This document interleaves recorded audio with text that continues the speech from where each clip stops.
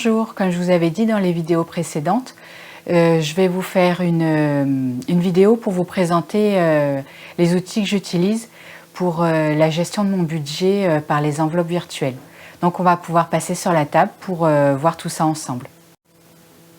Donc voilà l'ensemble de mes outils, ça fait quelques planeurs quand même. Je vais vous les montrer un par un pour vous dire à quoi ils servent. Donc là, évidemment, une calculatrice indispensable.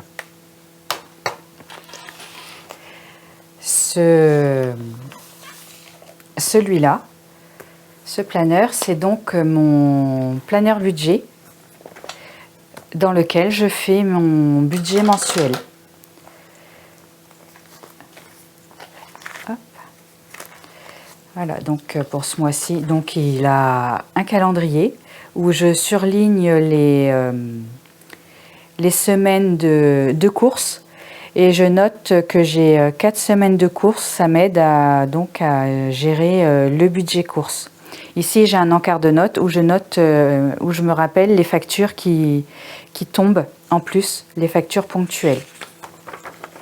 Donc je fais mon budget donc sur la page budget forcément, et quand les prélèvements ont été faits, je surligne.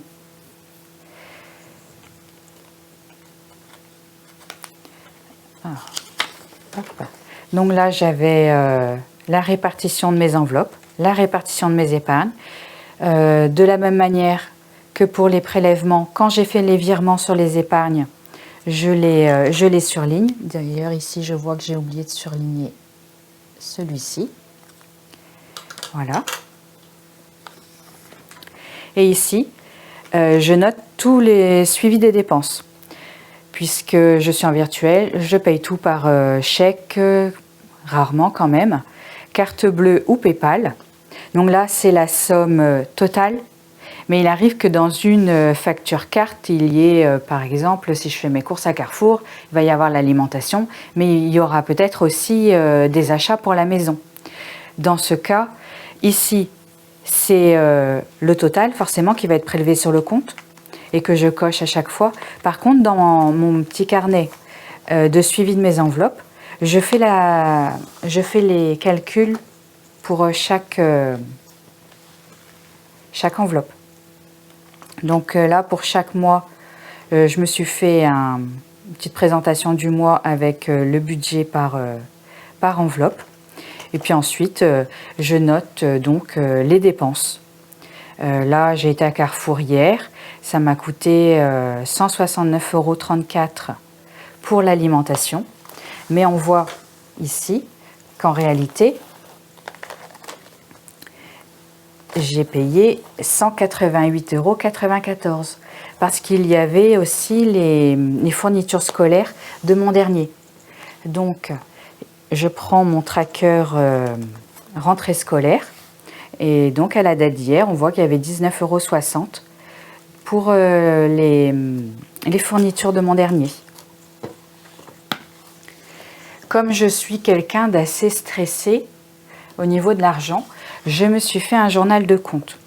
Donc celui-là, je l'utilise tous les jours, enfin tous les jours du lundi au samedi, puisqu'il n'y a pas d'opération bancaire le week-end, enfin le dimanche.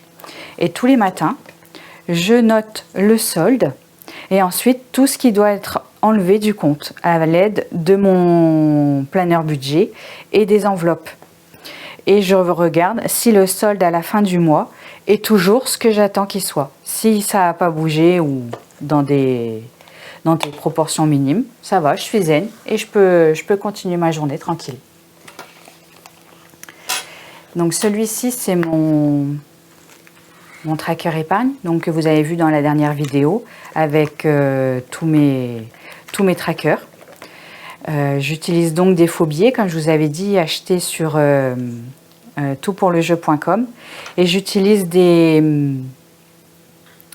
stylos Sharpie que j'efface à la gomme ou alors au gel hydroalcoolique. Alors pour la gomme, celle la mieux que j'ai trouvée, c'est la Maped Technique, parce que les autres que j'ai essayées, celle de la marque Carrefour notamment, ou même cette Maped là, elle laisse des traces Du coup, je n'utilise que la mapette technique pour effacer les Sharpies sur mes trackers.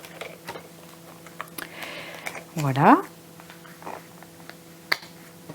Et j'ai aussi mon petit planeur que j'avais acheté à Action et que j'ai dérouté et qui me sert pour mes petits défis. Je ne sais pas si je vais continuer. Je pense pas que je vais continuer avec lui l'année prochaine parce que des fois les pages sont un peu dures à tourner, c'est un peu agaçant. Hop. Mais moi je verrai bien. Je verrai bien. Alors j'ai aussi, puisque je n'ai pas imprimé mon budget. Oh pardon, excusez-moi.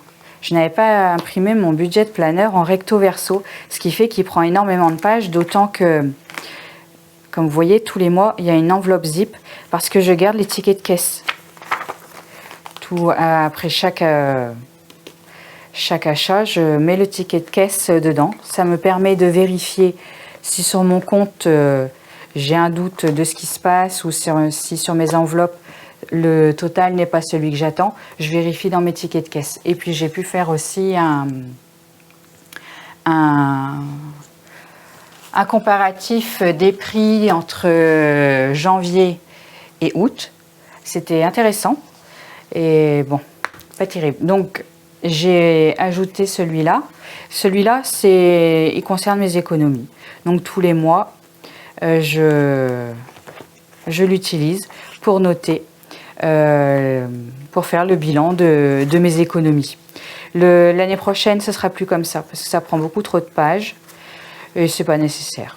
Je suis déjà prête pour 2023 au niveau de mon planeur budget et normalement, si avec les enveloppes zip, il tient et ça ne sera que dans un seul planeur, dans celui-ci que j'adore. Celui-là, je l'aime d'amour. Voilà. Voilà donc pour mes outils. Donc je les utilise pour la plupart tous les jours. Sauf, enfin, pour la plupart, non. J'utilise tous les jours celui-ci, mon planeur avec le récapitulatif des enveloppes pour pouvoir suivre mes comptes et donc mon journal de compte. Et depuis que je fais mon journal de compte, j'ai plus besoin de regarder plusieurs fois par jour mon appli bancaire. Je sais que j'ai regardé le matin, j'ai fait tous mes calculs, ils sont bons parce que ça correspond au jour précédent. Donc il n'y a pas de raison que je fasse les mêmes erreurs pendant plusieurs jours d'affilée. Et comme ça, ben, je suis zen. Hop. Voilà, ben, j'avais rien de plus à vous dire à propos de ces enveloppes, enfin de cette façon de gérer. Voilà, vous savez tout sur mes outils et mon organisation avec mes enveloppes virtuelles, sur ma tenue du budget, comment je fais. Alors oui, j'ai beaucoup de planeurs, j'ai beaucoup d'outils, mais c'est parce que j'en ai besoin.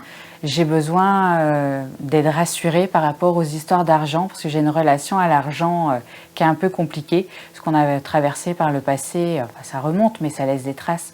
Une situation très très difficile. Et du coup, je suis pas mal angoissée sur ces questions-là. Quoique maintenant, depuis que je fais les enveloppes, ça va beaucoup mieux. Il n'y a pas photo entre aujourd'hui et décembre de l'année dernière. Là, les enveloppes, ça enlève une sacrée charge mentale, mine de rien, à ce niveau-là. Donc, je crois que j'ai rien à vous dire de plus. Je vais vous souhaiter une bonne fin de journée. Et puis, d'ici la prochaine vidéo, prenez soin de vos petits sous. Salut!